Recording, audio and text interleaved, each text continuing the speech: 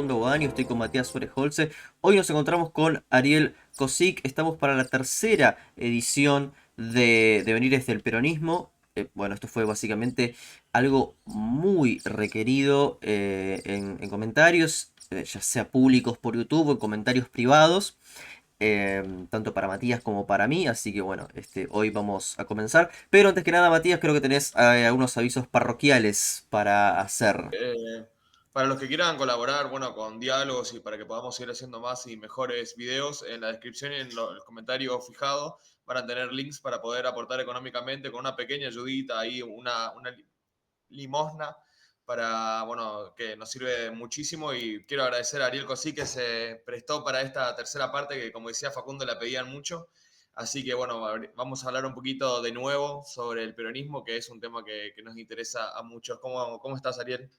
Bien, muy bien. Acá estamos empezando el año con todo y bueno, con todo tipo de noticias en esta vorágine política argentina. Ahora a mí me gustaría empezar, porque habíamos quedado en el 2002-2003, me gustaría empezar básicamente con todo.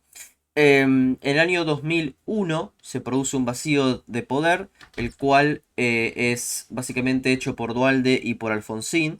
Es algo que es muy poco recordado, pero está muy bien documentado. Acá en realidad a mí lo que me gustaría encontrar es que hay una cierta relación entre sí, un ala del radicalismo con el peronismo. Y me gustaría saber cómo evalúas todo este proceso, que básicamente es el de, si mal no me equivoco, si era el nombre, del grupo Fénix de Remeslenikov con esta hermandad con el radicalismo en diputados. Bueno, ya eso que dijiste te va a causar el repudio de más de un sector que simpatiza con el alfonsinismo, pero sí, Bueno, está todo bien, sí, sí. sí, es cierto. Es decir, se habló muchísimo de cómo fue removido el entonces presidente, ¿no? De un gobierno que, en fin, no tenía políticas acertadas, no se le daban las cosas, había un nivel de rechazo social tan grande.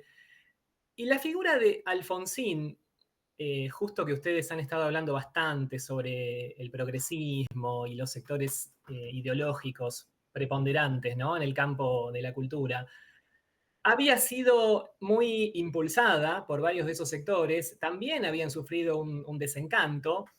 Ahora es curioso cómo el expresidente, digo Alfonsín, sentía siempre lo tuvo, cierto reparo. El periodista Pepe Leayer decía que directamente Alfonsín tenía miedo de ser llamado gorila y que quería quedar ante la historia como el gran impulsor de, recuerdan, el tercer movimiento histórico, ¿no? Una suerte de conciliación entre las tradiciones del radicalismo y del peronismo como partidos o movimientos populares.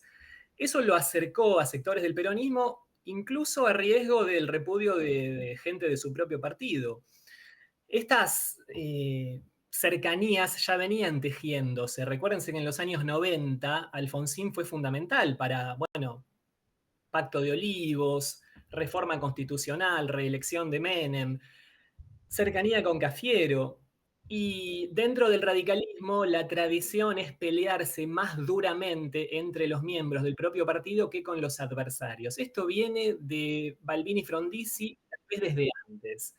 Entonces, Alfonsín y la gente que combatió o que, como se dijo después, desestabilizó a De la Rúa, sin dudas, sentía más rechazo por gente de centro derecha, por decirlo de un modo, de su propia fuerza política, que de otros sectores que han sido golpistas con el propio radicalismo.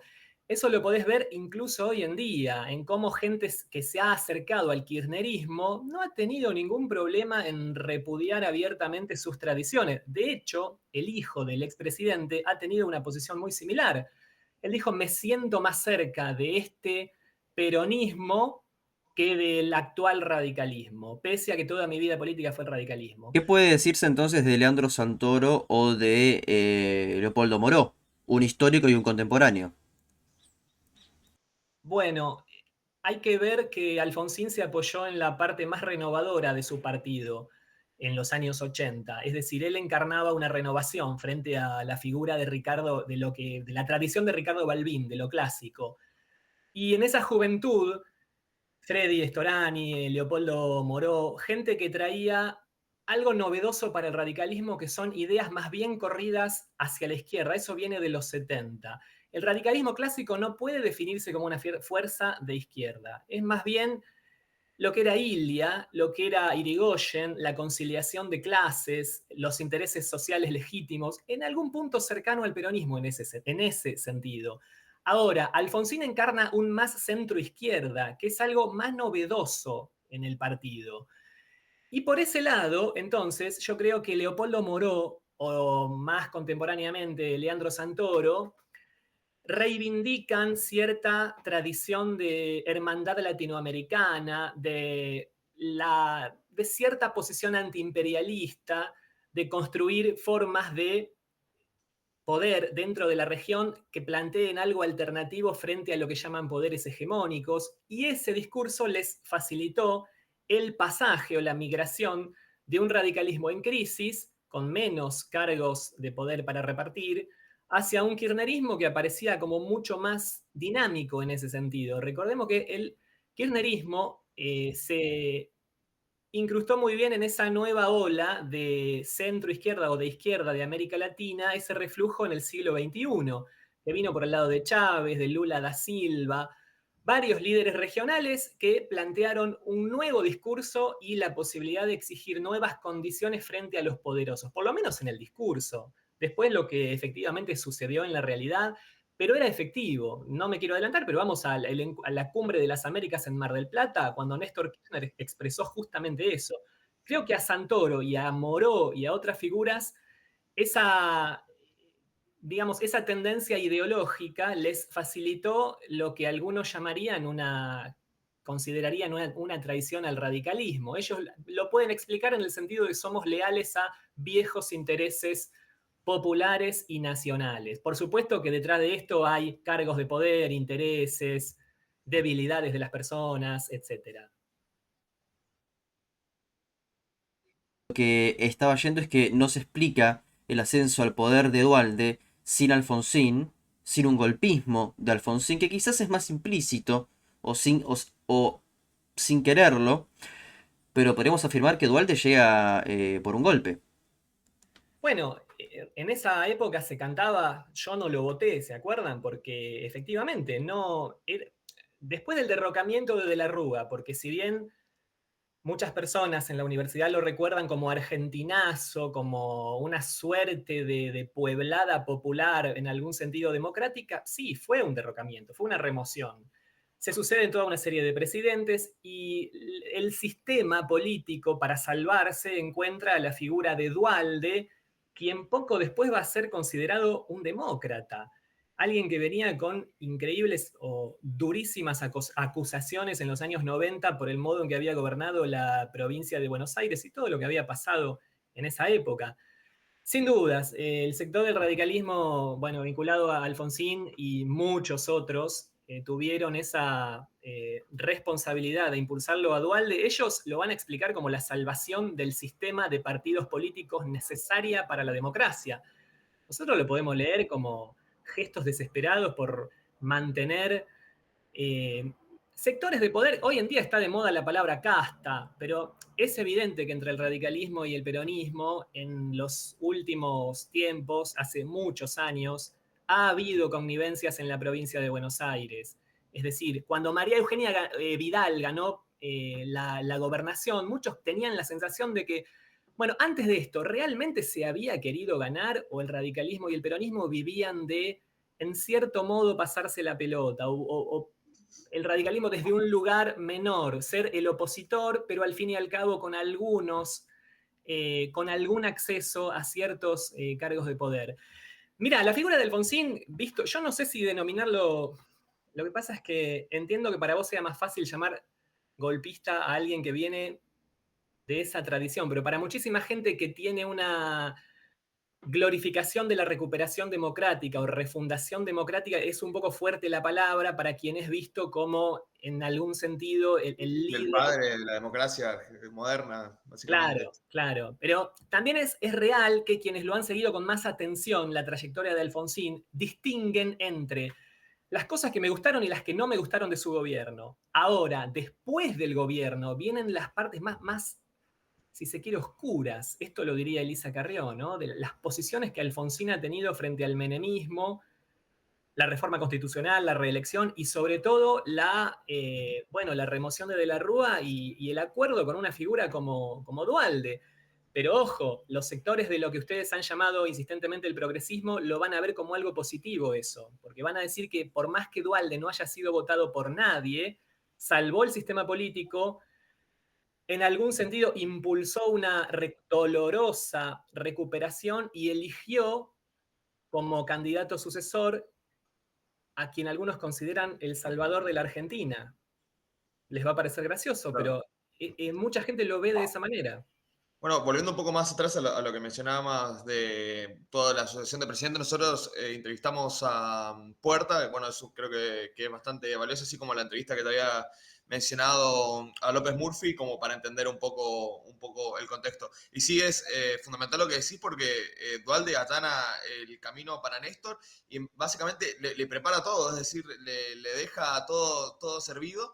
Y cuando uno repasa la historia, cómo le gusta contar a los kirchneristas, esto es muy poco analizado y Duhalde casi no se tiene en cuenta como una figura del peronismo, a pesar de ser del Partido Justicialista, es decir, como que se lo deja ahí como no le presten demasiada atención, lo importante es Néstor.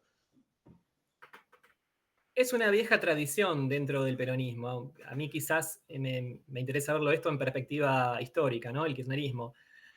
Luis Alberto Romero decía que, en definitiva, Carlos Menem fue leal a la tradición justicialista en un principio indiscutible que era el pragmatismo. Y ese pragmatismo implica muchas veces, sí, como diría Martín Fierro, saber olvidar el pasado también es tener memoria y seguir adelante. Y además, también se construye con lo peor, con lo sucio, como decía Perón. En definitiva, lo importante es la construcción que se hace. Y para jugar también hay que jugar con los débiles, con los canallas, con los que no se juegan, con los audaces, porque los idealistas son muy pocos en un movimiento político. Creo que en realidad para ver este tipo de construcción que hace el peronismo, dejando atrás lo que ya pasó, si vamos, como te decía, en perspectiva histórica, esto ha sucedido recurrentemente. El ejemplo más reciente, en realidad yo digo reciente y ya han pasado muchos años, pero hablando de este tiempo de recuperación democrática, el menemismo ha sido apoyado por gran parte de los gobernadores e intendentes que después posibilitaron la construcción de poder de Néstor Kirchner basándose en un repudio de la experiencia justamente menemista. Es decir, el kirchnerismo edificó su construcción política con elementos del menemismo, mientras en su discurso el repudio a ese menemismo era un elemento central. El peronismo en ese sentido tiene una dinámica que otros partidos políticos no la tienen, o no se le pide esa coherencia. En definitiva, lo que decía José Pablo Feynman cuando estaba enamorado del kirchnerismo. A mí no me interesa quién es Aníbal Fernández o de dónde viene o qué cosas se cuentan de él. A mí me interesa que ahora está jugando para Cristina. Y eso es lo que vale y eso es lo que cuenta. Estamos jugados por lo que ellos llamaban una transformación. El pragmatismo, claro que lo podés ver detrás de todo esto, pero no hay duda de que hay gente que lo ha usado y muy bien, porque la memoria es muy corta en la Argentina. Cuando uno piensa en la figura de Alberto Fernández, por ejemplo, que fue un actor central en la construcción del kirchnerismo, como hombre de Néstor y después de Cristina, después se pelearon, y finalmente impulsado como candidato a presidente luego de haber ido a TN a repudiar al kirchnerismo como fuera posible. Lo mismo podemos pensar de Sergio Massa. Es el ejemplo más reciente que tenemos. Me estoy adelantando un poco, pero para visualizar el pragmatismo persistente dentro del espacio político que se llama peronismo. gente que me conoce, por favor, hay que acompañar a Sergio Massa como antes te pedimos que había que acompañar a Daniel Scioli. Por más que vos sepas que Scioli fue un desastre gobernando la provincia de Buenos Aires o que Sergio Massa fue el que se puso a sí mismo como el candidato capaz de derrotar y enterrar al kirchnerismo. Y de Ese alguna mismo, forma lo logró igual. De una bueno, forma un poco extraña. sí, eso habría que ver. No sé si el cinismo puede ser tan grande, pero yo no creo y de todas maneras no daría por muerto ni al peronismo ni al kirchnerismo, simplemente por una cuestión de reflejo y de experiencia de los últimos años. Muy bien, Claro. respecto a Sergio Massa, yo quería chequear recién con el censo. Tigre tiene un 35% de agua potable. Se encuentra cerca de Moreno y del partido de Malvinas Argentinas. Así que la renovación de Massa todavía sigue por verse. Porque lo mismo se puede decir de Daniel Scioli en provincia o de maravillas como Insaurralde. Lo que me estoy que tiene la cara dura es de ponerle Eco Lomas al partido. En serio, se llama Eco Lomas. Em, Fuera de eso, a mí lo que me interesa, que es algo que hemos charlado en este programa junto a Luis Delía, es cómo construye poder Néstor Kirchner, que es con la cooptación de los movimientos sociales. Es decir, esa es una parte, ¿no? Y después los intelectuales que lo habías mencionado con José Pablo Feynman, que eso me pareció muy interesante. Cómo se pasa. Recomendando, ¿no? Haciendo un poco de autopublicidad, el diálogo que tuvimos con Alejandro Katz, el primero, ¿no? No el debate, sino el diálogo donde hablamos de El Simulacro, que es un libro que analiza el kirchnerismo, también me parece bastante valioso como para entender un poco cómo funciona y, bueno, en una parte de esta creación del relato, ¿no? Que veníamos mencionando. Sí, sí, pero a mí lo que me gustaría, porque es muy interesante esta idea de un relato y que tiene que haber intelectuales para poder contarlo. Hoy ya muchos están muertos, pero lo que me gustaría saber acá es cómo construye poder. Una cosa que dijo Delía fue, nosotros lo que hicimos fue agarrar y dimos títulos de tierras a los que estaban tomados, y eso estuvo autorizado por Néstor. Eso me parece muy interesante como un dato de la realidad. Sí, cuando se empieza a edificar el kirchnerismo, la legitimidad de origen, como lo mencionamos, era muy baja. Recuerden que, por ejemplo, el presidente Ilia ganó con un porcentaje modesto. Bueno, Néstor Kirchner asumió con menos porcentaje que Ilia. Y con eso tenía que construir poder teniendo muchos enemigos y rivales dentro del peronismo. Quizás tenía la ventaja de que se lo conocía poco, como diría Perón, Dios tiene prestigio porque se muestra poco. Pero alguna tradición setentista ya lo vinculaba, con todas las contradicciones que vos me puedas hablar de su etapa menemista y demás, a ciertos sectores de la opinión proclives o incluso de los movimientos sociales, a una tendencia de centro-izquierda. Vos hablaste de Delía, los movimientos sociales piqueteros, los planes trabajar, los subsidios, eso ya comienza en los años 90, ¿eh? Comienza en los años del menemismo y del dualdismo, y para el siglo XXI tiene cierta capacidad de ocupar un espacio que ya no estaba ocupando el viejo sindicalismo de la CGT, que en algún sentido lo desbordaba, porque la marginalidad, la desocupación, las nuevas figuras sociales como el desocupado, es algo que no estaba contenido dentro del aparato tradicional ligado al justicialismo como la CGT. Kirchner empieza a sembrar en distintos lugares y encuentra rápidamente apoyo en el mundo intelectual, que parecía algo muy endeble todavía. Es decir, para un candidato dentro del peronismo que pretende fortalecerse, realmente parecía poco para construir poder. Pero hay que, si se quiere, reconocer que ha sido una construcción perseverante y exitosa en ese sentido, porque rápidamente tuvo cierta determinación para avanzar en una serie de medidas. Algunas eran más lo que anunciaban que lo que realmente generaban, pero se conformó una corriente de opinión en torno del kirchnerismo. Recuerdo el caso de Nicolás Casulo, que bueno, lo Sí, conocí. carta abierta, ¿no? Todo lo que fue carta abierta. Algunos de ellos los conozco personalmente y desde esa época trabajaban, estaba realmente la intención de trabajar con recursos del Estado para formar jóvenes kirchneristas, para formar o favorecer medios alternativos, favorecer la opinión cercana a ese kirchnerismo aliado a sectores de la izquierda latinoamericana, como algo, como una nueva construcción que se veía en las universidades, se veía en los medios.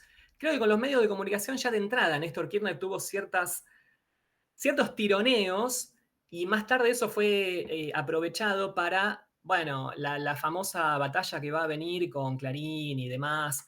Pero el núcleo intelectual, artístico, el campo de la cultura, que en un pasado había sido alfonsinista y se había sentido traicionado, vio en Néstor Kirchner la posibilidad, si se quiere, la última oportunidad.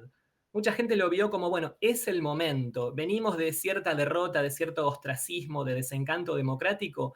Alrededor de la figura de Néstor se puede realmente confiar, se puede creer en que va a favorecer a los organismos de derechos humanos, va a sentar a las madres de Plaza de Mayo, va a tratar de usar al peronismo para construir un poder más de centroizquierda, que es una vieja, vieja tradición que viene del camporismo. Kirchner, bueno, un poco más, mucho menos Cristina, no representaban a un peronismo tradicional, mucho más a ese camporismo que después resurge y que realmente siente, en el caso de los intelectuales que mencionamos, un claro desprecio por la simbología del peronismo tradicional, por los sectores del sindicalismo y por el propio Perón, porque Cristina incluso lo ha dicho, ella, si bien se designa como peronista, no tiene ningún aprecio especial por la vieja tradición peronista del general Perón. Es Lo algo, que más se rescata es la figura de Evita en ese tipo de peronismo, ¿no? Como la figura más, una Evita totalmente mitificada, pero bueno, que no es tan fuerte por ahí como la figura del general, como al ser una mujer, lo usaron más de símbolo. Uno ve, por ejemplo, a una kirchnerista en la calle y tiene el pañuelo del aborto con un pin de Evita y es como lo más aceptable, ¿no? bueno, desde ya, Evita en ese sentido contó con la ventaja de morirse joven, como otras figuras, que no sabemos qué es lo que hubiera hecho después. Y ese discurso de aproximamiento a la mitología de los oprimidos era mucho más claro en Eva que en Perón. Y eso fue rescatado por la juventud de los años 70 como un símbolo de combate, de un peronismo realmente radicalizado. De ahí que si viviera sería montonera. Y luego con un montón de reelaboraciones que llegan al mundo artístico también, ¿no? Hay gente que elogia al peronismo o al kirchnerismo dentro del campo intelectual, digo, simplemente porque tiene una capacidad creativa y transgresora. De mi parte puedo contestar, está bien, pero a mí lo que me interesa es que los sectores sociales empobrecidos tengan una respuesta, más allá de la fantasía intelectual revolucionaria proyectada por esos sectores. Además, Eh, dudo mucho que, eso es algo irónico, dudo mucho que las clases desfavorecidas se pongan a leer a Ricardo Foster o a Cazzulo, que son, además de que, bueno, proponen como nacional y popular, son autores tremendamente oscuros y de alguna forma muy, muy elitistas. Eso es bastante, bastante raro de lo que fue la creación mitológica del relato kirchnerista. por ahí viene, si lo vemos en perspectiva histórica, en realidad el movimiento, no el movimiento, los sectores universitarios que apoyaron al kirchnerismo, desde ya que son de clase media, y son herederos mucho más del antiperonismo que del peronismo, les guste o no les guste. Es decir, el movimiento universitario reformista que ayudó a derrocar a Perón en el 55 y a formar una universidad libre, brillante, propensa a la libre expansión de ideas de izquierda, eso lo hizo el no peronismo. Y allí crecieron los jóvenes que encontraron del peronismo algún tipo de movimiento revolucionario. Eso se proyecta, continúa esa herencia de reivindicar el setentismo camporista y está claramente en quienes fueron jóvenes, no tan jóvenes, kirchneristas en el siglo XXI, donde se puede ver a lo lejos, se muestra la hilacha de que la tradición peronista no es tan sincera y que se imaginan un pueblo peronista que ya hacía agua a fines del siglo pasado, porque nos pasa a muchos que hemos trabajado mucho, mucho en el Gran Buenos Aires, en distintos lugares, que esa típica familia, lo que antes se decía familia de identidad peronista de la pobreza, eso podés recorrer y no lo vas a encontrar como existe en la proyección discursiva de los intelectuales. No es así. Hace muchos años que los humildes vienen votando, a veces, sí, al peronismo, y también a Mauricio Macri, a Vidal. Entiendo eso, Ariel, y bueno, por algo ganó Milei, obviamente, pero lo que quiero decir es que conozco muchas familias que tienen esa tradición peronista, o sea, que sigue estando, y no digo que sea una tradición coherente, sino que es más bien como un pastiche de ideas, y quizás fue consolidada por quizás un error de apreciación que estamos teniendo acá, que no es solamente para las clases medias, sino que los que construyeron este relato fueron bien proyectados por ejemplo, la TV pública, por 678 o por otros programas. Entonces eso efectivamente tuvo una incidencia en la audiencia. Sí, pero creo que te referís a familias de tradición peronista, corregime vos, más bien vinculadas a sectores medios, en general en la pobreza más extrema, en la marginalidad. A mí me cuesta ver algún tipo de identificación política estable en quienes están con mayores necesidades. Medios bajos, me estaba refiriendo, no, Bien, no marginalidad absoluta, no, no, no. bien, bien. Sí, está bien, hay de todo, por supuesto. Ahora, en general, me parece, después de haber trabajado mucho en el tema, que la vieja adjudicación al pueblo de ser peronista está en crisis desde hace años quizá como nunca antes, ¿no? Porque claro, yo lo he visto a veces en escuelas, en centros de educación popular, donde existe algún líder local que es peronista y que intenta influenciar a los demás. Ahora, ¿cómo lo han recibido los más chicos? Como decíamos, evidentemente ha sido de un modo muy diferente. De ahí, como mencionábamos, triunfos como el del actual presidente, ¿no? Que hubiera sido imposible de creer algunos años atrás. Ahora, volviendo un poco al punto, vos me hablás de la TV pública, de los medios donde se forma la opinión. No sé hasta qué punto, sí, por un lado hay que ver las cosas siempre digamos, en su dualidad. El kirchnerismo, valiéndose de medios de comunicación, de estructuras, de sectores que lo apoyaron, con muchísimos recursos para explotar a su favor, porque eso también ha sido una ventaja con que ha contado. Por un lado, hay que reconocer que revitalizó a un peronismo que muy poco tiempo atrás Tulio Alperín Dongui lo daba por casi finiquitado, en perspectiva histórica, ¿no? Como hablábamos hoy, la larga agonía de la Argentina peronista. El kirchnerismo, en algún sentido, le dio un nuevo hálito de vida a un mensaje peronista, por lo menos que es capaz de contagiar nuevamente a una juventud movilizada o a algún movimiento social movilizado, más allá de esas figuras como dual, de que respondían a otra cosa.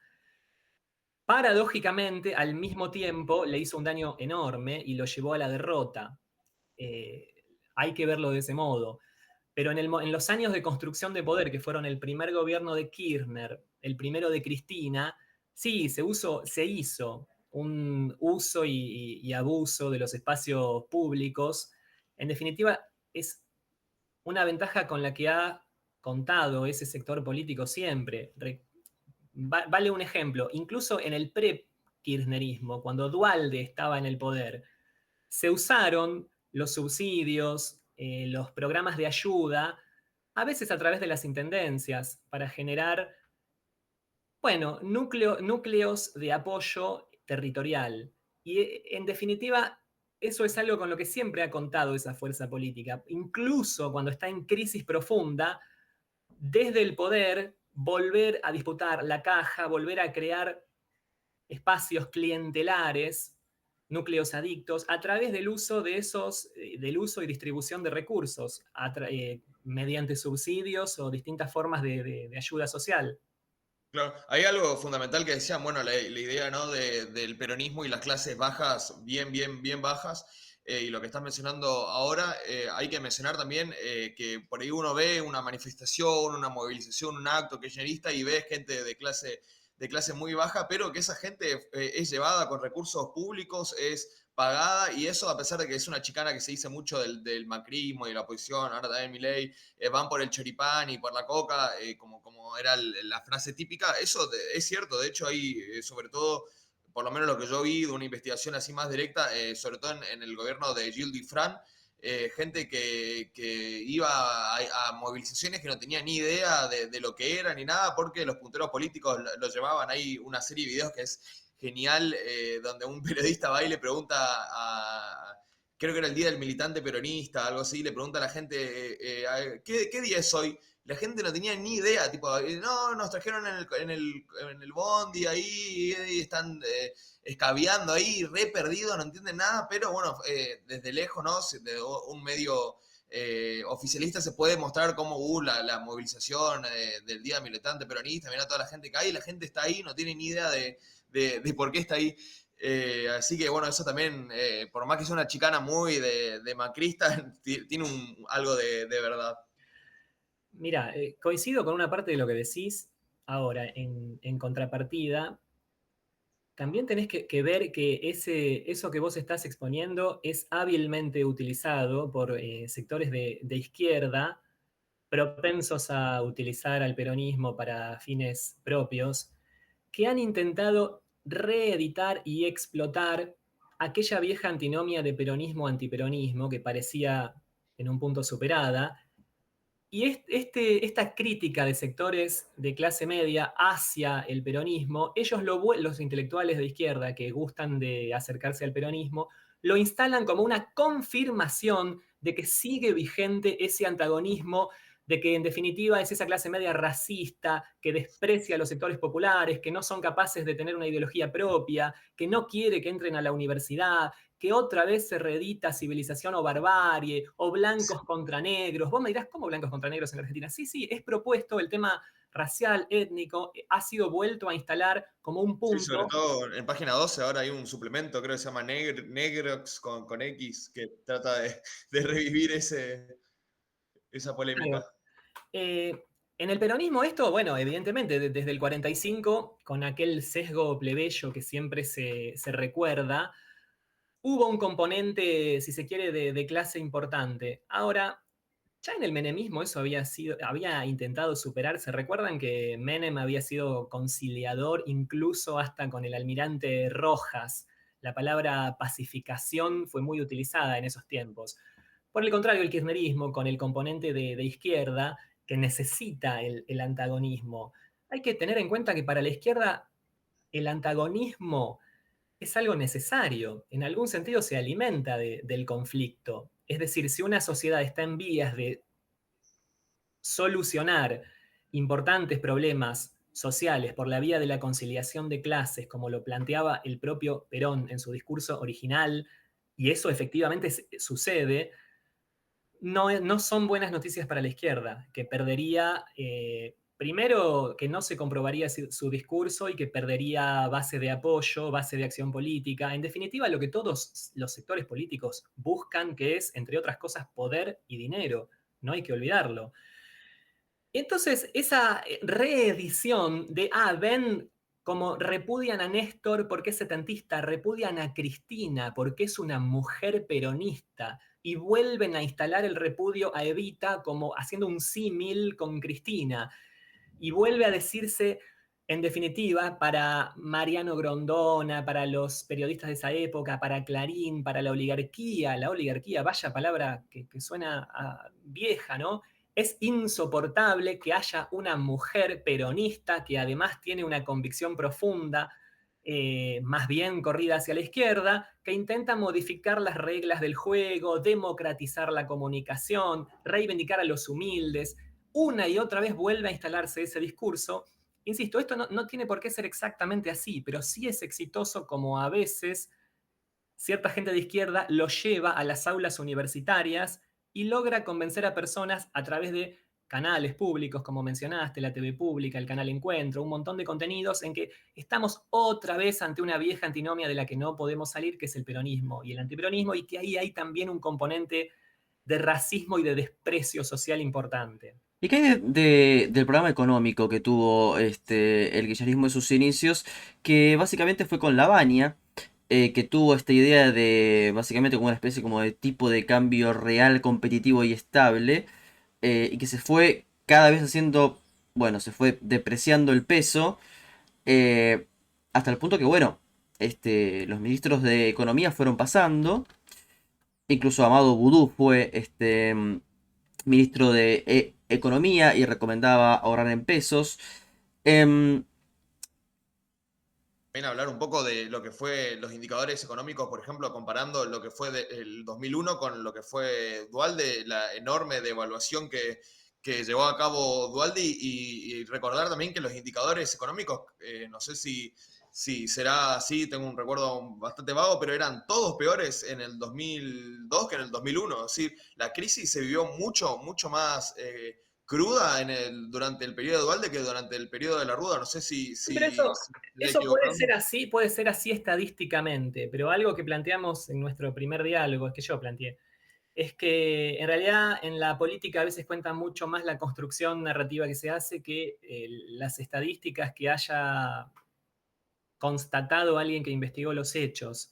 Entonces, para mucha gente no es así, es decir, mucha gente recuerda el periodo de Dualde como un comienzo de recuperación. Vos me dirás que la pobreza en realidad aumentó, esa tremenda devaluación, pero ahí comienza a instalarse la idea de volver a lo nuestro, de en definitiva aguantamos un poquito, pero es mejor esto que echarnos en manos otra vez como en los años 90.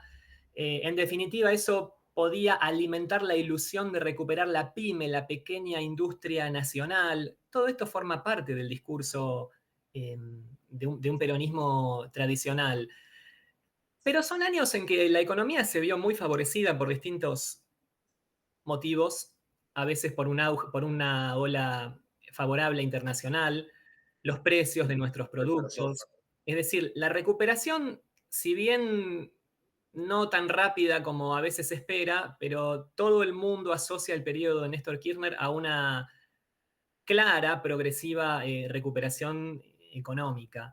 Insisto en que muchas veces esto también es la percepción de la clase media, porque en definitiva los que empezaron a sentir que había señales de recuperación son los sectores medios, es decir, profesionales, gente de comercios, gente con algún tipo de acceso al crédito, gente, no más bien al crédito, me refiero cuando hablo de la industria, ¿no?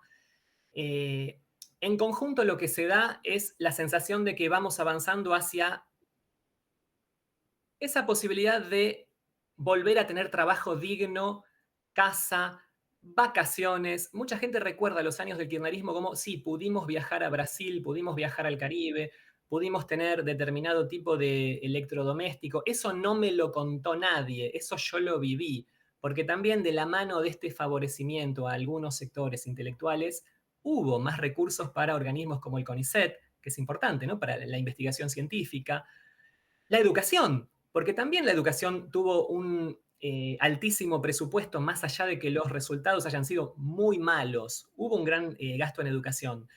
En cuanto a lo económico, también hay que recordar aquellas renegociaciones de deuda, aquella quita favorable, aquello de pagarle al FMI para después ser más libres del FMI y dejarlo de lado, con un montón de contradicciones, pero que en definitiva abonaban ese discurso de comenzar a afirmar una posibilidad de plantear otras reglas de juego aliándonos a otros países que quieran algo parecido, como Brasil, como, ¿por qué no, Venezuela? También van a aparecer alianzas mucho más cuestionables más adelante, ¿no? Rusia, Irán, etcétera.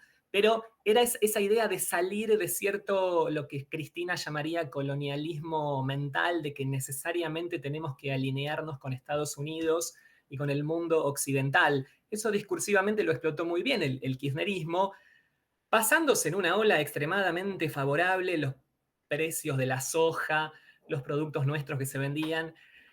A veces en Argentina las buenas cosechas y la recuperación del campo hacen posible incluso aventuras de quienes después van a perjudicar al campo o del propio sector que se ve a sí mismo como movimiento nacional y popular. Si bien la economía argentina, en definitiva, no salió para mí de aquel viejo patrón de acumulación que era, valga la redundancia, acumulación de riqueza e inequidad social profunda, fue percibido de otra manera porque también hay señales que indican, cuando vos ves a algún historiador cercano al kirchnerismo, te va a decir, no, no, no, momento, la pobreza efectivamente bajó. Lo que pasa es que después vino la crisis mundial de 2008 y nos perjudicó, y de todas maneras nos recuperamos en 2010. Fíjense cuántos dígitos bajó la pobreza en 2010. Eso sí, las estadísticas del kirchnerismo estaban manipuladas, entonces también sería una discusión cómo medimos la pobreza de esos años. En mi modesta percepción, no fue algo tan alejado del patrón de acumulación, lamentablemente, de los 90. A la larga, digo, puede haber señales o pequeñas ilusiones de bonanzas temporarias, pero visto en perspectiva, no se salió de una profunda inequidad social, la marginalidad se mantuvo, los bolsones de pobreza se mantuvieron y bueno, hoy no hace falta que diga cómo terminó al cabo de varios años, ¿no? Pero todavía estamos en aquella etapa vista como muy promisoria de Néstor y de Cristina. Creo que el 2010 marcó un poco el auge de esa confirmación de que en definitiva estas políticas económicas tenían cierto éxito, porque éramos capaces de resistir incluso cuando había crisis en el mundo y en definitiva nosotros podíamos estar relativamente bien parados gracias a estar construyendo otras reglas de juego, más autónomas o más independientes. Porque, Es básicamente... pero ¿cuánto se recuperó ahí también China? Porque Argentina estaba, o sea, empieza el soft power chino en América Latina, o sea, cuánto de influencia china hay en ese sentido. Y por otra parte, un síntoma de la crisis es que se instala un cepo al dólar, ¿sí? O sea, si no hubiese crisis, esa medida no hubiese sido tomada. Sí, bueno, desde ya eh, esto viene insisto, de viejas tradiciones peronistas, como aquel viejo préstamo de 125 millones de dólares a los poderes internacionales que el propio Perón estaba negando, que ya había sido solicitado. Y en definitiva, si la economía era tan sólida, ¿por qué recurrir a eso? Sí, estas contradicciones desde ya están presentes. A mí me parece que el rumbo que siguió el kirchnerismo, si bien inicialmente contó con, por ejemplo, el ministro de Economía, que había sido el mismo de Dualde, ¿no? Era Roberto Lavagna. Y Néstor Kirchner gustaba de verse a sí mismo, o había gente que lo ponía en ese lugar, como que él era el verdadero cerebro de la economía, más allá de tener técnicos que la manejaban, que él era realmente quien decidía el rumbo. Pero ha sido mucho más sinuoso y mucho más en un punto de improvisación de lo que gustan de imaginar quienes son adversarios y ven en el kirchnerismo siempre una estrategia genial para continuar y preservarse en el poder. Creo que siempre ha habido eso de lo que Perón llamaba la improvisación semipermanente con que nos manejamos en la política argentina. Y también un poco de otra frase de Perón que es, somos maestros en el arte de gobernar en el quilombo. Somos nosotros los que lo sabemos hacer y por eso nos eligen. Hay un montón de contradicciones y hay un montón de ventajas, como vos decís, con las que pudo contar el kirchnerismo, que a veces responden a factores que son incluso externos, pero siempre eso va a quedar por detrás del el modo en que se construye el discurso de los intelectuales que rodearon al movimiento, siempre afirmativo a grandes rasgos de que puede haber marchas y contramarchas, pero en definitiva estamos tratando de defender intereses nacionales que son incapaces de defender quienes han llevado al país a la crisis más profunda de su historia, que fue la de 2001. Por suerte vinimos nosotros e iniciamos el camino de recuperación progresivo. Claro, ahí mencionaste la cuestión del INDEC, ¿no? La intervención de los datos, que es fundamental y que también hay un paralelismo con lo que fue el peronismo clásico, que también intervino las cifras de los datos oficiales. Es interesante analizar cuáles son los antecedentes, además del peronismo, ¿no? Porque para llegar a ese nivel de intervención se necesita un autoritarismo muy consolidado, ¿no? Y una corrupción también muy consolidada. No es tan fácil llegar a ese nivel al que llegó el INDEC? ¿Cómo fue que se pudo llegar a eso? ¿Hay algún antecedente quizás en los 90 o en algún otro periodo para que eso se haya podido dar? Bueno, ahí está la importancia de lo ideológico, que a veces se subestima, ¿no? Ese trabajo intelectual, ideológico que se hizo en Argentina y en otras partes de América Latina, que permite amonestar, o si se quiere, castigar a aquel que empieza a parecer un hereje dentro de esa iglesia. Es decir, el peronismo ha sido muy poderoso en eso de conformar o de instrumentar los elementos de la cultura popular argentina para apropiárselos, ¿no? Nosotros somos el verdadero movimiento nacional. Y en el kirchnerismo pasaba en algún sentido algo un poco parecido en cuanto a ¿con quién vas a estar en este momento? ¿Con quién vas a estar? ¿Con los que están a favor de la ley de medios para democratizar la comunicación en la Argentina? ¿O con Clarín, Maneto, los fracasados, como lo llaman ellos, los fracasados del radicalismo, Elisa Carrió y todo ese conjunto que es incapaz de gobernar la Argentina? Creo que sí, el autoritarismo es un elemento que estaba muy presente en el peronismo clásico y que de hecho no es constitutivo de ese peronismo, como diría José Luis Romero. Es decir, cuando leo a historiadores kirchneristas, nunca desarrollan el sistema de delación organizada y la legislación represiva que hizo posible que aquel gobierno llegara a tener semejante grado de control sobre la población y que sus consignas fueran acatadas a veces de una manera tan que parece unánime y en realidad está sostenida por otros mecanismos de intimidación. En la época del kirchnerismo eso no era de la misma manera, pero sí estaba el peso de lo ideológico. Ahí aparece el progresismo, que ustedes tanto desarrollaron con Alejo, Yapira y demás, estos últimos años de cómo se ha reconvertido lo que antes llamábamos la izquierda. No hay que olvidar que ese progresismo, que es de una herencia de izquierda, tiene una tradición muy fuerte de excomulgación e intimidación de aquellos que se animaban a plantear algo distinto. Esto no es tan reciente como parece.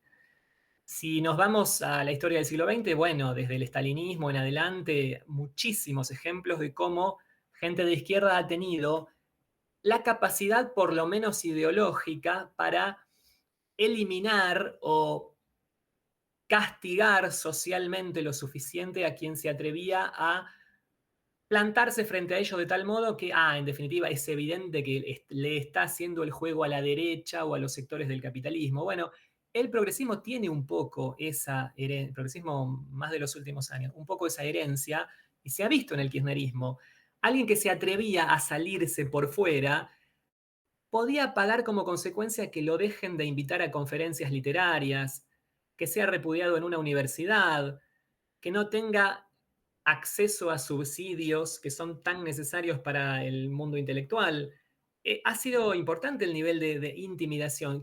En definitiva, los que se animaban a investigar y a cuestionar eso eran periodistas vinculados a otros sectores que también tuvieron que sufrir muchas represalias.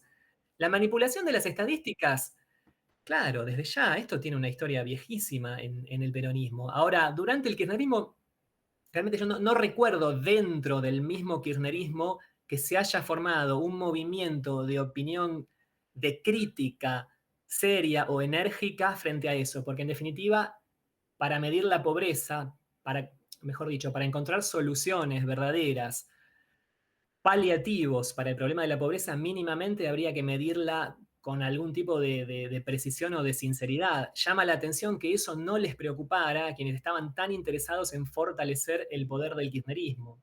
Vamos con unos Bueno, datos, por ejemplo, no, pero hay unos datos que son increíbles.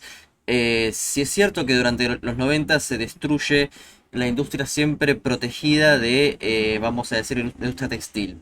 Eso aumenta la informalidad laboral y en consecuencia el trabajo, digamos, un trabajo en condiciones precarias. Durante el kirchnerismo eso se mantiene y el consenso académico es ese. O sea, hace falta ver los trabajos de Mauricio, Beccaria, entre otros. O sea, esto no es algo que estoy inventando ahora.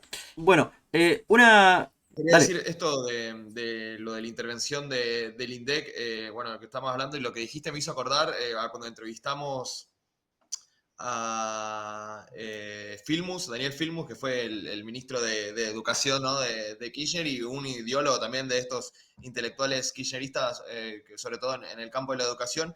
Y él era muy interesante lo que decía porque hablábamos del modelo finlandés de educación y decía, sí, está muy bien, habría que traer cosas de ahí que funcionen, bla, bla, bla, pero cuando hablamos de los exámenes PISA o cualquier examen internacional que sirva para medir la calidad, decía, no, porque el colonialismo cultural, no hay que someterse a cuestiones extranjeras, ¿quién vienen los extranjeros a querer medir nuestra educación?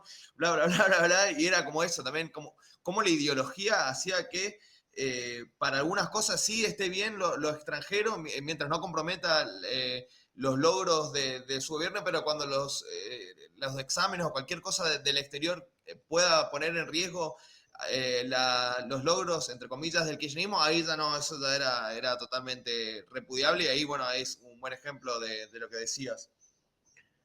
Sí, la formación ideológica, insisto en que para mí tiene un gran punto de anclaje en una em, tradición que es, por un lado, de izquierda y también de cierta reivindicación de lo nacional y de lo popular, incluso cuando no dé buenos resultados. Porque esto también está presente.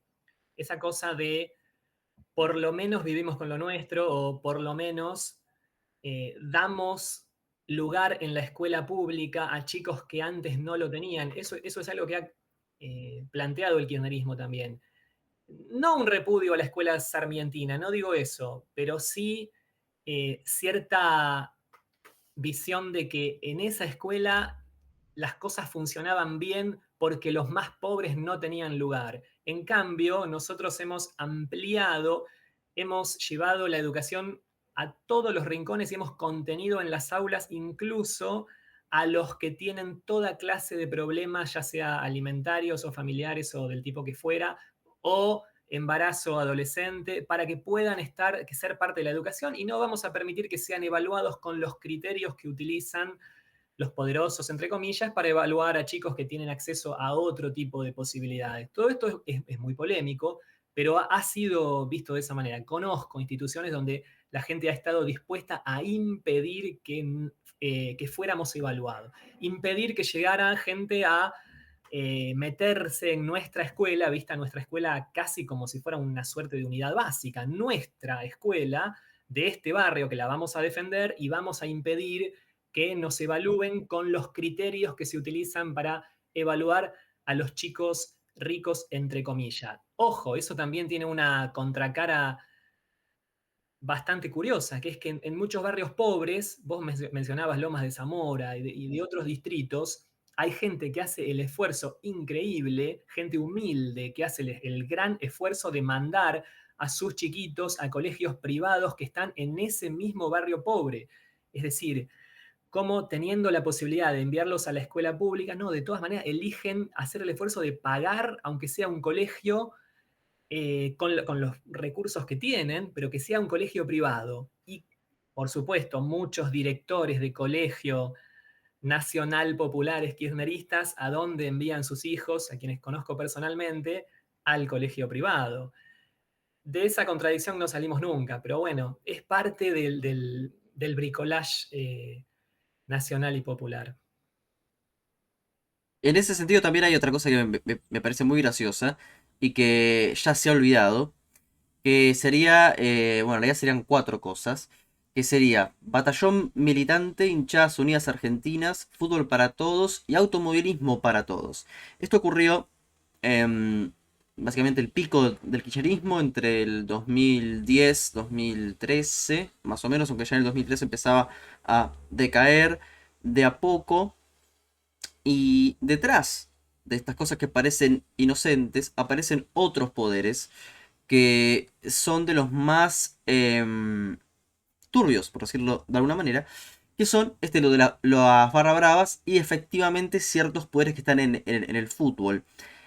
y que hay también justamente del batallón militante, ¿no? ¿Qué podrías comentarnos de eso?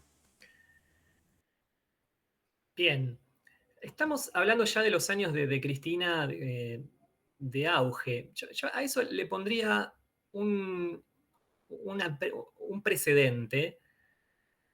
Cristina fue el momento en que el discurso kirchnerista se radicalizó. Es decir, Cristina gana las elecciones, eh, hace un fuerte planteo ideológico, casi inmediatamente se produjo la crisis con el campo. Los sectores intelectuales vinculados a ideas de izquierda consideran que es el momento.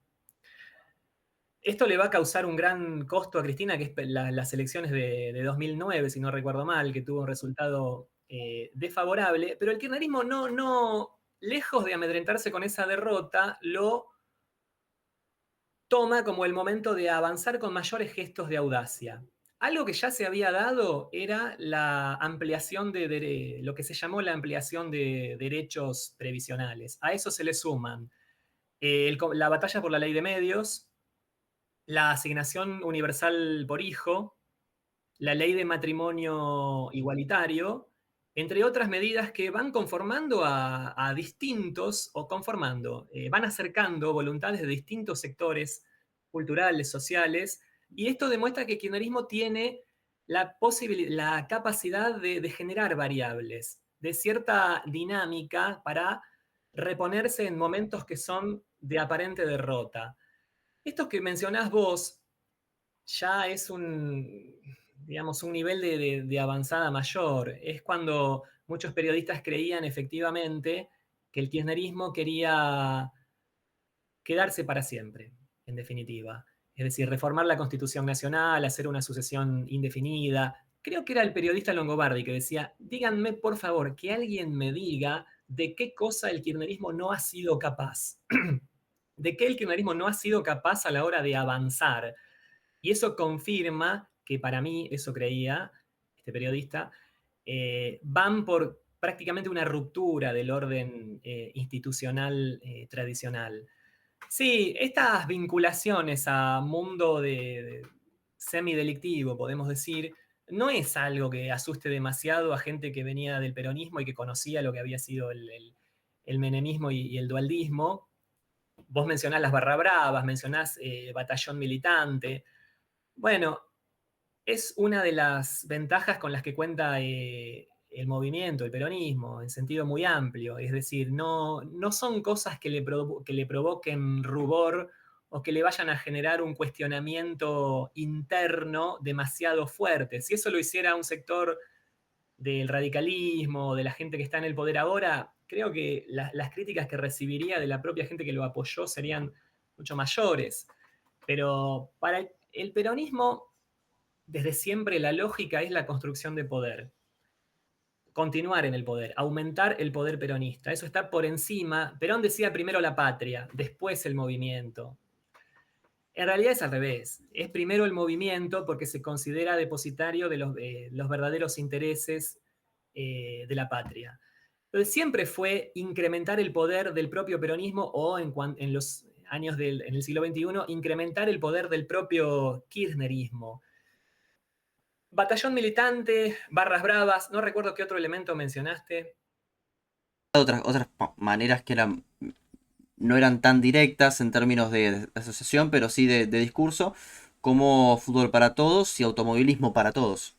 Claro, bueno, eso, por eso te mencioné estas otras medidas anteriores, ¿no? Y cuando vos estás en el poder del Estado y accedes a la caja y lo podés repartir o lo podés usar para tu propia construcción de poder, en definitiva, el espectáculo, el fútbol, o darle la posibilidad a bandas de rock que toquen con un auspicio importantísimo, conformar a sectores de la juventud con determinados gestos, o esto de la ley de matrimonio igualitario, que en definitiva es algo muy justo, no hay que ver las cosas de manera cerrada, es decir, es un logro que en definitiva alguien puede creer que se daba por la dinámica misma de los tiempos, no tanto por el favor de un gobierno, pero es muy... Creo que la ley la había mandado, no sé si es un radical o alguien cercano a Macri, la ley de matrimonio igualitario. A pesar Está de bien, que. pero la capitalizó bien en su manera el kirchnerismo. Es como vos me hablás del voto femenino y la que había luchado era Alicia o quien vos quieras.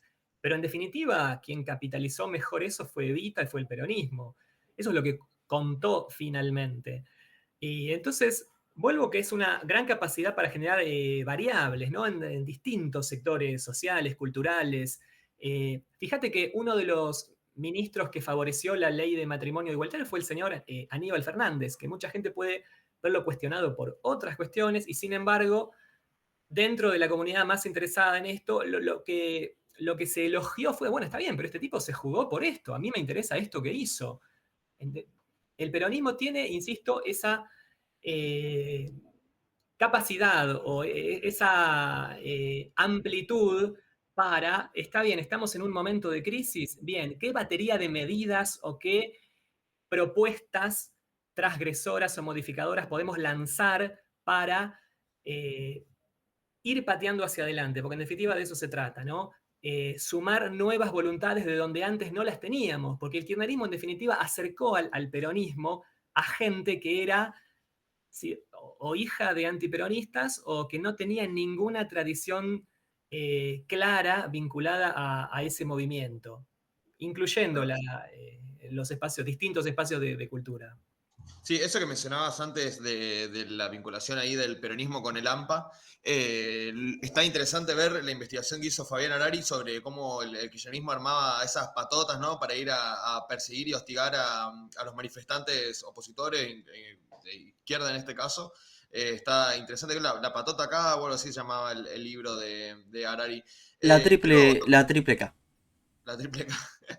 Quiero tocar un tema muy polémico, sobre todo bueno, para estos sectores progresistas, pero en general, ¿no? Que es la utilización que hizo el kirchnerismo de los movimientos por los derechos humanos, principalmente de las madres de Plaza de Mayo, y cómo se podría analizar esta manipulación, este uso, que terminó en cosas muy bizarras, como bueno, el caso de corrupción de Sueño Compartido, donde estaba Edo Bonafini y Jock Lender, una cosa rarísima, y bueno, cómo también terminó llevando a una radicalización de las posturas de las madres de Plaza de Mayo, con cosas, bueno, recuerdo Bonafini festejando el atentado a las Torres Gemelas, o cosas muy bizarras, o llamados a la violencia con los opositores, cosas grotescas, y bueno, cómo el kirchnerismo usó eso. Sí, un poco yendo a lo primero que mencionaste, que es que en la historia del peronismo en particular, de otros movimientos nacionales, se usa mucho instrumentar a fuerzas de choque, entre comillas, que no aparecen sirviendo directamente al oficialismo, es decir, no necesariamente llevan una bandera que dice yo soy oficialista, pero que claramente sus acciones favorecen a ese oficialismo, y esto lo podés ver desde la época de la Alianza Libertadora Nacionalista, que le ponía bombas a los comunistas, que despejaba la calle, que contaba con cierta protección de la policía, y era una temible fuerza de acción en las calles que favorecía a, a, al gobierno. A veces tuvo sus discusiones con el gobierno, pero en definitiva este combate al comunismo y este ocupar la calle, amedrentar, era muy útil a los intereses del gobierno, que además le permitía, bueno, pero en definitiva, esta gente no, un gobernante puede decir, esta gente no trabaja para mí, actúa con cierto nivel de simpatía, pero no dependen directamente de nosotros, nos lavamos las manos. En la época del kirchnerismo, o en los últimos años, eso lo podés ver, por supuesto, sí, en gente de barras o gente vinculada a los sindicatos o del mundo del AMPA, como decís vos. Y también existe, yendo un poco lejos, a Venezuela con los famosos colectivos. Es decir, gente que amedrenta en la calle a quienes hacen movilizaciones opositoras, por ejemplo. ¿Cómo se conjuga eso con los derechos humanos que mencionaste en la segunda parte? Y de modo bastante problemático, porque es un movimiento que por un lado está avalando gestos de autoritarismo y por otro lado está consolidando el dogma de los derechos humanos, que para mí ha sido central en la construcción discursiva del kirchnerismo. Fue temprano, fue inmediato, cuando el Néstor Kirchner daba sus primeros pasos. Encontró esa, La famosa bajada del cuadro de Videla, ¿no? Fue uno de esos gestos. Sí, sí, sentar a las madres de Plaza de Mayo que anteriormente habían tenido muchos problemas con el peronismo, sentarlas ahí, darles un lugar en la Casa Rosada. Leyó bien el momento, tal vez, porque mucha gente fue sensible a eso, y en definitiva era un arma poderosa, porque ¿quién puede oponerse a que los organismos de derechos humanos fueran reivindicados después de todo lo que había vivido esa gente durante la dictadura militar y de lo que se consideraba un desprecio de los gobiernos civiles posteriores hacia esos sectores, ¿no? Se habló mucho de la teoría de los dos demonios, Kirchner también la utilizó muy bien para mostrar que él no era la teoría de los dos demonios que se le adjudicaba a Raúl Alfonsín y a otra gente, sino que ahora sí vamos con todo a reivindicar a la gente que luchó contra la dictadura y a encarcelar. Fue progresivo, al principio no eran tanto los condenados, pero por lo menos se mostraba esa voluntad de avanzar en las investigaciones, en los juicios, todo lo que sirva para condenar a quienes tenían que ver con ese pasado dictatorial. Porque además Kirchner, en el discurso de los derechos humanos, sacaba a relucir su falta de pertenencia tan pura en el peronismo, cuando él decía, sí, sí, bueno, yo estoy acá, soy peronista, pero digo y reconozco públicamente que gente de mi propia iglesia tiene muchas manchas y no ha hecho nada por esto. Entonces ahí se ponía una camiseta propia, es decir, una construcción de poder camporista, kirchnerista, algo que se salía del peronismo más tradicional vinculado a sectores de centro derecha. Y derechos humanos, como un poco lo mencionamos en la historia del peronismo, es algo sumamente problemático. Es en esos años en que empiezo mi investigación sobre los derechos humanos en años de Perón y de Evita, y todo lo que salió a la luz. Y claro, todo esto no era de ninguna manera conveniente ni favorecido en ese momento. Recuerdo cuando lo hablé con intelectuales, gente que conocía, mira, yo tengo este proyecto, lo voy a hacer de modo independiente porque obviamente no encuentro aval de ninguna clase dentro de la academia, de la universidad. Pero, ¿y vos por qué querés hacer eso? Era la pregunta. Es decir, ¿qué es lo que te impulsa a revisar cosas del pasado que tienen que ver con torturas, secuestros, asesinatos, deportaciones? Porque me parece interesantísimo. Es decir, no me importa quién es funcional, pero está instaladísimo el tema de derechos humanos y estoy haciendo una relectura, no una relectura, una investigación de cómo fue este asunto en la hora cero del peronismo y a través de los años. Y vemos eso, que los derechos humanos no habían sido, no estaban en el discurso del peronismo clásico y no lo estuvieron por mucho tiempo, porque durante el peronismo clásico eran los opositores quienes denunciaban los secuestros, las torturas e incluso los crímenes, que algunos los ignoran, pero existieron. Y después, en los años de resistencia peronista, entre comillas, tampoco podía ser un elemento central los derechos humanos. ¿Por qué? Porque el peronismo seguía favoreciendo colocar bombas y Perón decía lucha, combate sin cuartel contra el enemigo. Son cosas que entran en conflicto con la noción de democracia y de derechos humanos. Es cierto que la dictadura les dio esa posibilidad. Al verse reprimidos muchos sectores del peronismo, ahí sí les cae bien, estamos haciendo una defensa de los derechos humanos salvajemente violados por sectores de la dictadura, apoyados por la oligarquía, por otras fuerzas políticas. Pero no solo en el peronismo surge este cambio en cómo se apropia la, la noción de los derechos humanos. Para la izquierda tampoco había sido un tema central. Atención con esto. Es decir, Estados Unidos usaba el tema de derechos humanos para desprestigiar a la Unión Soviética y a Fidel Castro y a la dictadura militar argentina. Es más, hubo cierta proximidad entre la dictadura argentina y la revolución cubana en los años 70, justamente para plantear la no intervención de Estados Unidos en los asuntos internos de nuestros propios países que incluyen los derechos humanos. Claro, no hay que olvidar que la dictadura argentina negociaba con la Unión Soviética, tenían un comercio ahí de cereales muy activo y cuando se propuso votar en la ONU investigar la violación de derechos humanos en Argentina, no se terminó dando porque tuvieron, bueno, el voto por un lado de la Unión Soviética en contra y el voto también de Cuba. Fueron los dos países que votaron en contra de investigar a Argentina y bueno, y por eso terminó retrasándose también la investigación de derechos humanos. Sin dudas.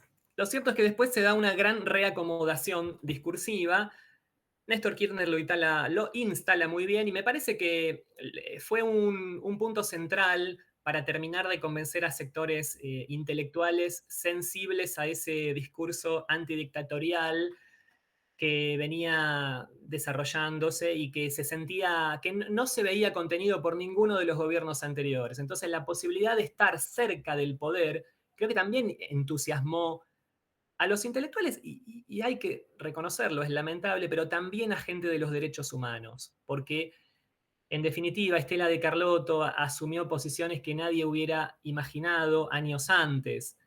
Eve de Bonafini, que fue una figura mucho más polémica, gente que había efectivamente luchado contra la dictadura y terminó, digamos, recostándose en un poder que, además de corrupto, me refiero a cómo mantuvo en la injusticia, en la exclusión, cómo tuvo la posibilidad de que muchísima gente efectivamente saliera de la pobreza y mientras tanto no solo no se lo hizo, sino que se gastaron fortunas, fortunas en cosas como lo que mencionabas antes de acercar simpatías a través de fútbol para todos, o de espectáculos, o de un poco de circo.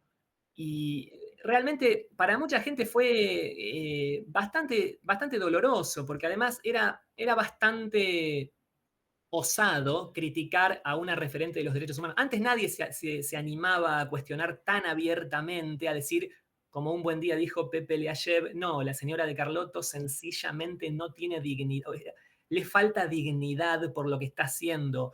Es decir, los organismos de derechos humanos, en definitiva, han sido corrompidos, han sido cómplices de estafas a personas humildes, y eso le hace un daño enorme a toda la tradición de lucha en ese sentido. Durante mucho tiempo a la gente le costó mucho decir esto. En un aula universitaria, por ejemplo, animarse a cuestionar tan abiertamente a los organismos de derechos humanos, a ese tipo de reivindicaciones.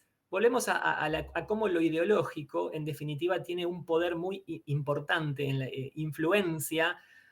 Esos círculos de halagos a los que pertenecer si querés sentirte una persona del bien dentro del mundo intelectual y que te amedrentan o que te dejan afuera de oportunidades si te animás a formular una crítica enérgica. Hoy es mucho más posible. Hace unos años era prácticamente, equivalía a quedar en soledad. Años yo me refiero, por ejemplo, hace 10, que estamos en el 2024, en el 2014, bueno, seguíamos viviendo todavía este tipo de, bueno, fútbol para todos, ese tipo de cosas, y todavía muchas voluntades, porque como estás diciendo, almas sensibles de izquierda, pero bueno, obviamente con caja detrás. Ahora, yendo al declive del kirchnerismo en el 2015, nace Unidad Ciudadana y después convertido en Unión por la Patria. Em, y acá nace esta confluencia entre Cristina y Alberto. ¿Qué, qué encontrás de peronismo acá? ¿O más bien es una cuestión rara y que se da por mero oportunismo? Es lo que decía Luis Romero, es el pragmatismo ante todo. Hay que, hay que ver la derrota del peronismo en 2015 como algo que fue un punto de inflexión, sí. Sin embargo, no fue la primera vez que el peronismo era derrotado y ya había muchas señales incluso en la provincia de Buenos Aires de que el peronismo estaba bastante lejos de ser inderrotable. Ahí aparece la figura de Elisa Carrió, que muchos bueno, que ha sido cuestionadísima por muchas cosas, pero que yo creo que es la principal articuladora de ese espacio, de lo que permitió que Mauricio Macri llegara a la presidencia con un equilibrio de fuerzas muy delicado. Por supuesto que el peronismo se dedicó a hacer una oposición fuerte frente a ese gobierno, un poco por defender sus propios intereses de partido, que siempre los tuvo, el corporativismo, y también porque muchas cosas no estaban bien. Es decir, no es un gobierno que a mí me hubiera parecido, la verdad, en algunos sentidos me recordaba a otros gobiernos anteriores, en el sentido de que no pasaba nada. Y más que eso, también una cuestión falta de tacto, de delicadeza política, de comprensión de los problemas de la gente, o de, bueno, estas son las medidas que hay que tomar, y yo sé que hay gente que sufre, pero en definitiva a un técnico o a un tecnócrata que vive un poco alejado de esa realidad, no sé si lo llega a captar, y ahí el peronismo tiene una habilidad mayor. Bueno, eh, vuelve, es decir, cuando se producen aquellas famosas PASO que le dieron un golpe de knockout al gobierno de Macri, creo que era ese resurgimiento, ¿no? Muchos kirchneristas lo veían como, bueno, algo que lo he visto un poco parecido en Brasil, ¿no? Van a volver los años felices, va a volver la felicidad, va a volver los programas sociales, va a volver la contención a la gente. Nunca más esa indiferencia ante los problemas inmediatos de la población, que nos hablan de la macroeconomía y de esperar muchos años hasta que lleguen las inversiones, consolidar las estructuras productivas del país. Pero en definitiva, nosotros queremos que se llene la heladera, que era lo que había prometido eh, Alberto Fernández. Hay que reconocer la habilidad política de Cristina en haber generado esa alternativa también, porque la figura de Cristina se ha ido desgastando con el tiempo y ha hecho lo imposible en términos pragmáticos para generar algún candidato que por lo menos no le fuera del todo disfuncional. No digo que jugara para ella, porque en el peronismo mucha gente juega su propio juego, pero por lo menos que le sirviera. Ya lo había hecho con Scioli, lo hizo con Alberto Fernández, y vos me preguntás cómo se ve el peronismo a la altura del albertismo, por llamarlo de alguna manera, o del gobierno de Alberto. Alguien podría decir, muchos formadores de opinión lo interpretaron de esa manera como una fase terminal. Yo no lo veo de ese modo. Es decir, no creo que, a pesar de que, como se dice, el peor gobierno de la historia, o que le han salido tantas cosas mal, ha Sí, es increíble cómo no hay, por lo menos viendo en internet, en foros, comentarios, no hay básicamente nadie, o encontrar a alguien que apoye a Alberto es casi más difícil que encontrar, no sé, vida extraterrestre, es muy, muy, muy difícil. pero Es había como generado, había tenido su momento de captación de, bueno, parecía que todos los universitarios querían estar con Alberto, y los escritores, y la mesa del hambre. ¿Cuánta gente se anotó en esa? Es decir, le damos la derecha porque en definitiva, sí, ok, si miramos un poco para atrás, viene un poco de una centroderecha, no es una persona como Néstor Kirchner, pero es un tipo piola, es un político hábil, es alguien que sabe tenía toda la leer. imagen de canchero, ¿no? Tocaba la guitarra. Bueno, eso es bastante, bastante peronista, ¿no? Digamos, cierta picardía que se adjudica, o por lo menos dar gestos que transmitan cierta tranquilidad, de que la cosa va a estar bajo control, porque contamos con la estructura necesaria para eso, ¿no? Con sectores de poder que nos apoyan. Ahí está el corporativismo, que es algo que continúa hasta el día de hoy. Alfonsín decía que era el principal problema, el problema central del país, que es un país que está hecho en base a corporaciones, a un corporativismo donde cada sector juega para sí mismo y nunca podemos encontrar una fórmula de convivencia nacional donde mínimamente hayan políticas de Estado que se sostengan en una misma dirección. Con Alberto Fernández, eso para mí se vio claro en cuanto a que mucha gente decía estar muy dolida por la pobreza y por el panorama social que se veía bajo el macrismo, y en realidad se vio, pero tristemente, hasta qué punto estaban defendiendo posiciones personales y sectoriales, es decir, la conservación del propio poder. Eso se puede ver incluso hasta en los microcolectivos militantes que con tanto entusiasmo en un principio han apoyado y después han evitado criticar enérgicamente al presidente. Son sectores que necesitan algún tipo de respaldo, algún tipo de cercanía, algún tipo de subsidio, y también los seduce estar cerca del poder. Y juegan para sí mismos, básicamente. Es decir, esto va en contra de las tradiciones del peronismo, donde por lo menos se planteaba algo un poco más homogéneo, un poco más consciente de una visión de conjunto de los problemas. No, lo que hay ahora es una suerte de micromilitancia, de autoconstrucción en pequeños pedacitos donde cada uno juega su propio juego y por supuesto se prepara para hacerle una gran resistencia al gobierno que acaba de asumir. Pero el gobierno de Alberto Fernández fue como un desgaste progresivo y permanente, más allá de aquel primer momento de visto bueno que se le dio, y también en la pandemia, ¿se acuerdan que ese momento de popularidad que había tenido? Pero el desgaste fue permanente.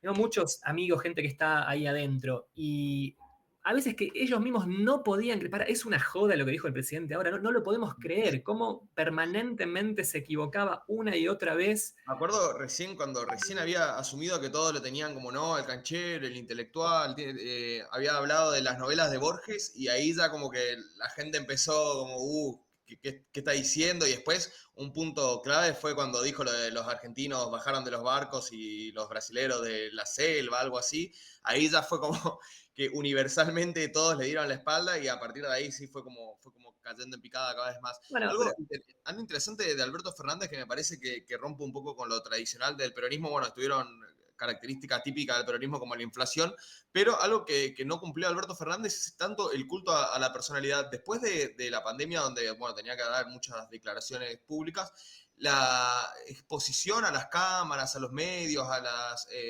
conferencias, eso de Alberto fue cada vez disminuyendo y de hecho en los últimos años era ya un meme de internet. ¿Dónde está Alberto? Alberto está escondido, el presidente ya es Milei, decían cuando había ganado ya las pasos porque Alberto no aparecía. Entonces, en ese sentido, bueno, se rescata un poco lo de la política más tradicional, que es mantenerse un poco alejado de las cámaras y no construir tanto el culto a la personalidad y a la propia imagen. De hecho, en la campaña de Massa sí se vio un fuertísimo culto a la imagen. Yo recuerdo, por ejemplo, ir a la marcha del orgullo y que haya flyer con la cara de Massa en absolutamente todos lados y mucho la cara, la presencia, el pin de Massa. Y Alberto Fernández fue como mucho más apartado de ese estereotipo, en mi opinión, ¿no? sí, de todas maneras, eh, vos mencionaste algo que fue aquel discurso, aquella frase desafortunada que tuvo, ¿no?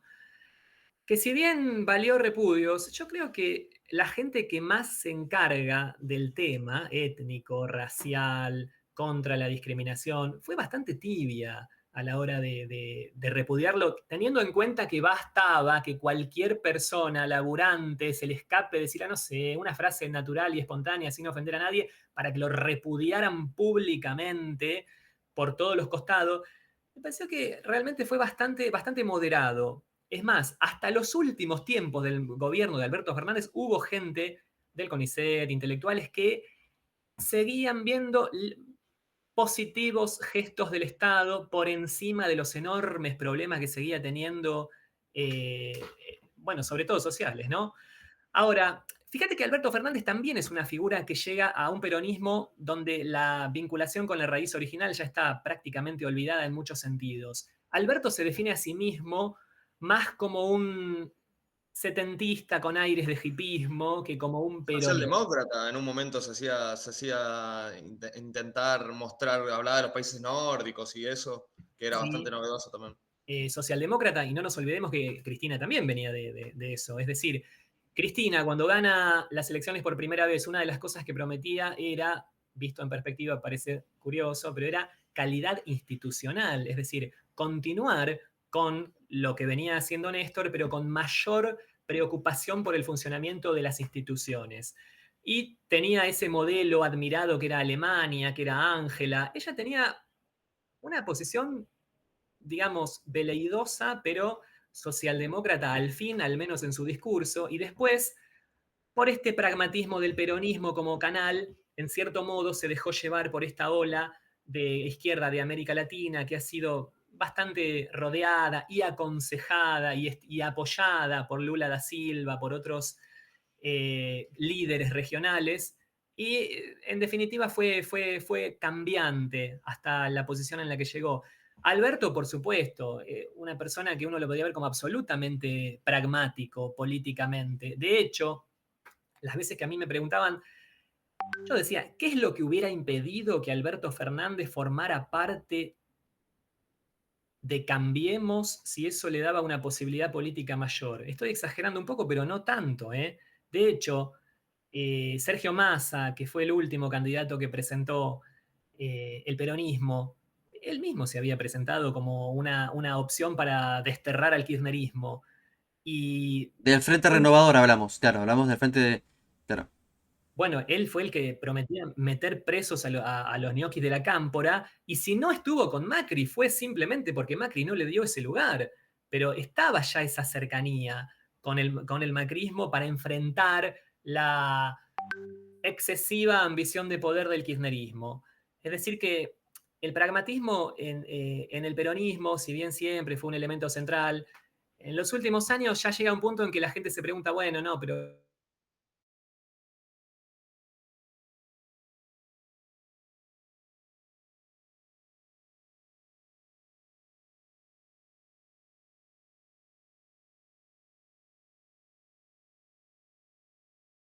está construyendo, dando señales de construir algo muy diferente de eso, porque el Partido Justicialista, en definitiva, es algo que a ninguno de ellos les agrada desde siempre. Es decir, quizás lo hayan ocupado como espacio de poder a disputar, pero se oponen o desprecian las tradiciones del justicialismo. En los años que vivimos, todo esto se conjuga con nuevas tendencias y marcas de época que han cambiado por completo la forma de hacer política y la sociedad misma, ¿no? Porque tenemos, como les decía, micromilitancias, diversidades, agendas de género, un montón de variables que ahora juegan centralmente y que antes no tenían, digamos, eran inimaginables y en algún sentido han desbordado los viejos cánones del peronismo, porque era un movimiento que en algún sentido mantenía los elementos que ligaban a la nacionalidad. Ese era el discurso de Perón, es decir, por eso de ahí aquello de fuerzas disolventes. Un peronista demasiado clásico podría ver este nuevo fenómeno de micro y múltiples diversidades, donde cada pequeño grupo parece ir por su lado, como parte de aquella tendencia disolvente que impulsaban las ideas de izquierda. Eso es algo que sostiene, por ejemplo, el actual presidente. Él cree que, en definitiva, ese tipo de agendas han sido impulsadas por sectores de izquierda para disgregar a la sociedad argentina y sus mejores valores. Llega al absurdo a decir que el cambio climático es un invento de los marxistas para, o sea, a ese nivel de teoría de la conspiración.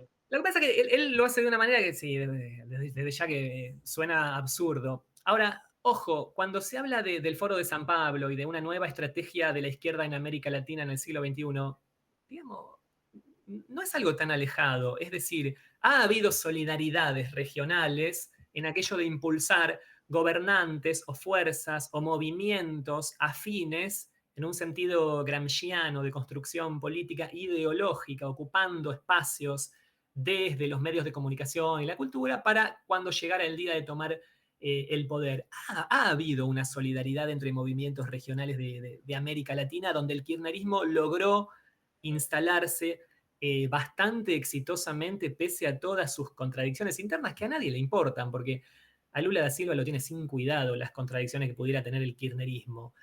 Pero creo que se ha perfilado muy bien dentro de esa nueva ola de izquierda y ahora tenemos nuevos, como siempre, ¿no? Un nuevo reflujo que viene más por el lado de la derecha, pero no sabemos Sí, cómo. eso iba a decir que, bueno, para ir cerrando ya este diálogo de peronismo ya en el siglo XXI y llegando a la actualidad, bueno, mencionaste ahí el caso de Kicillof como un posible sucesor, ¿no? Del kirchnerismo, pero me parece que más plausible y que merece más atención como una idea de continuación del peronismo es justamente Guillermo Moreno, que creo que a eso iba con la idea de un poco más una vuelta a la derecha, porque, bueno, mencionaste todos estos micromovimientos, la agenda LGTB y eso, pero Guillermo Moreno parece que lo que está tratando ahora, y veo que con mucho esmero, y está circulando muchos videos de él en las redes, y está siendo muy famoso en redes como Instagram y Facebook, lo que está haciendo Guillermo Moreno es agarrar un poco a los sectores de más, incluso más cercanos a Milei o más cercanos a la derecha, al conservadurismo, y traerlo hacia ese peronismo fanático totalmente desquiciado y a la vieja escuela propone. Y yo creo que si tengo que hacer una apuesta así medio por arriba, si tengo que apostar a quién va a continuar en el peronismo en el futuro, veo mucho más plausible un Guillermo Moreno que un Kicillof, no sé si estás de acuerdo, sobre todo teniendo en cuenta esta tendencia hacia la derechización de la sociedad argentina. Hay que ver qué pasa igual con Milei, ¿no? Mm, Me cuesta imaginar que Moreno llegue a constituir esa opción, pero sí es cierto que él encarna mucho el peronismo tradicional en un sentido casi religioso, podemos decir. De hecho, él pone muchísimo énfasis, con claridad, que la doctrina peronista, en definitiva, es algo así como la doctrina cristiana, muy bien adaptada al siglo XX y XXI en la Argentina. Y Sí, es raro encarna.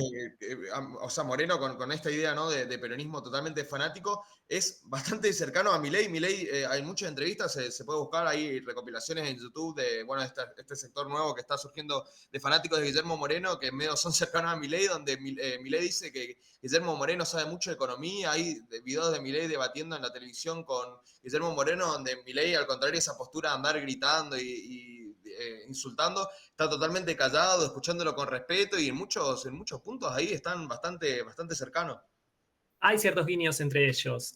De hecho, alguien podría decir que Milei tiene mucho de peronista, y no sé si hasta incluso él lo ha dicho alguna vez. Más allá de su fervor libertario que tanto aclama, o que en definitivamente yo creo que debe ser una convicción real que tiene, ¿no? Más allá no pueda parecer equivocada, pero creo que él cree en eso. Pero el peronismo, en definitiva, puede ser una impronta, una actitud, un cierto rupturismo. Eso de mandar una tremenda cantidad de decretos de necesidad, no, perdón, un decreto, una enorme cantidad de propuestas de esa manera, ¿no? Decreto de necesidad y urgencia, que es algo que hacía Menem en los 90, por ejemplo, cuando comenzó su mandato, ley de reforma del Estado, ley de emergencia económica, esa cosa de que para producir cambios verdaderos hay que, en cierto modo, tomar por desprevenido al adversario y si es necesario saltearse algunos escollos institucionales, porque si no, la maquinaria política o la casta política o los viejos sectores tradicionales siempre van a impedir las verdaderas transformaciones. Hay algo de eso también en un estilo transgresor que el peronismo siempre manejó muy bien. Era plebeyo en unos años. Bueno, Carlos Menem, en definitiva, cuando llegó al poder, él encarnaba algo plebeyo, es decir, él prometía además salariazo y revolución productiva. Era Angelos el que prometía recortar los gastos públicos. Después, cuando Menem llegó al poder, hizo exactamente o algo muy distinto de lo que había anunciado, pero tenía un estilo muy, en algún sentido, berlusconiano, transgresor, Sí, canchero, andaba con el farandulesco. poncho. Y Milei también es un personaje muy particular, muy excéntrico e histriónico.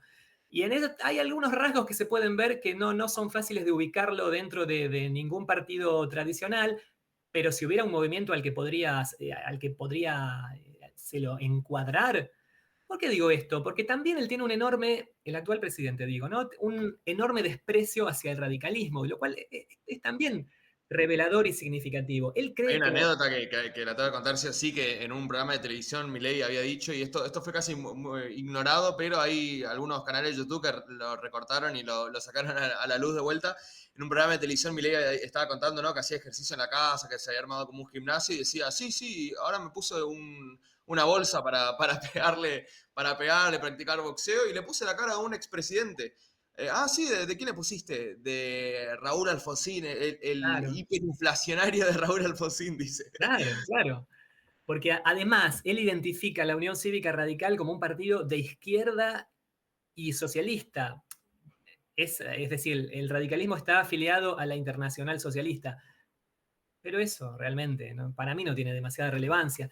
Es curioso cómo ve a un partido, más bien yo diría que ha estado vinculado a lo tradicional, un poco conservador. No me imagino al radicalismo como una fuerza de izquierda, más allá de que muchos sectores a Alfonsín sí, lo asociaban con algo de razón a eso. El conjunto del partido, las tradiciones, yo creo que no responden a eso. Y es realmente significativo cómo él, siendo un liberal, rechaza tanto a esos sectores y por el contrario valora tanto al menemismo que él identifica como liberal, pero si como el hablamos mejor de, gobierno de la historia argentina, dice, va, de la historia moderna argentina. claro, pero si hablamos de problemas institucionales o atropello a las instituciones o avances sobre la justicia o venta de armas o voladura de Río Tercero, atentados terroristas en la Argentina, de un nivel de oscuridad de esos años del poder, el crimen de Cabezas en el 95 y todo lo que eso reveló de las relaciones mafiosas con el poder político. No olvidemos que Milei reivindicaba la mafia, decía que la mafia era preferible al Estado porque, ¿cómo era el argumento, Facundo? Que decía que... Porque la verdad que no. Todo es un robo, porque el impuesto es un robo y No, sí, entonces... decía eso, sí, sí, sí, y que la mafia, no me acuerdo qué, pero un argumento totalmente eh, grotesco era. Creo que sí, sí, entiendo por dónde va, porque para él, digamos, cualquier tipo de imposición estatal, o sobre todo los impuestos, son un robo, y entonces alguien que es encarcelado por no pagar los impuestos, aparentemente, como el caso de Al Capone, lo convertía en una suerte de héroe, entre comillas. Son frases destinadas a generar ambiente, clima. No creo que el tipo, como dicen por ahí, esté loco ni nada de eso, pero ha construido un personaje muy particular y está demasiado firmemente aferrado a ideas que pareciera querer llevarlas adelante muy por encima de tener en cuenta que no toda la sociedad argentina lo votó y que los parlamentarios en definitiva tienen derecho a discutir lo que él promueve. No, no, digo, el Parlamento, llama la atención ese desprecio por el Parlamento también, porque Hace yo poco no dijo sé. que los del Congreso, en general, que el Congreso eran idiotas útiles, una cosa muy impactante. Bueno, no quiero hacer comparaciones, digo, alguien va a decir que me estoy yendo muy de tema, pero las personas muy de derecha en general, quiero decir, Mussolini decía, el Parlamento era el juguete, un juguete para el pueblo italiano. Nosotros vamos a arrasar con esas viejas formas, es decir, una revolución que transforme, no necesariamente violenta, la vieja usanza, pero algo como para Javier Milei es una revolución liberal, algo que promueva una transformación verdadera en las estructuras productivas del país.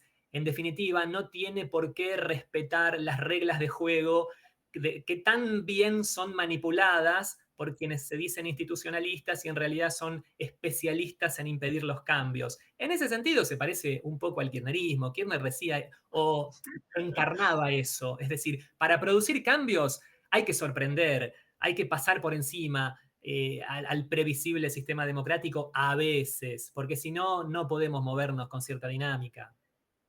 Claro. Bueno, creo que podemos ir cerrando, llegamos perfecto a lo que es la actualidad. Muchísimas gracias, Ariel. Este creo que fue uno de los diálogos más largos, pero súper interesante. La verdad, te agradezco muchísimo y espero, bueno, dejar también satisfechos a los oyentes que lo pedían mucho.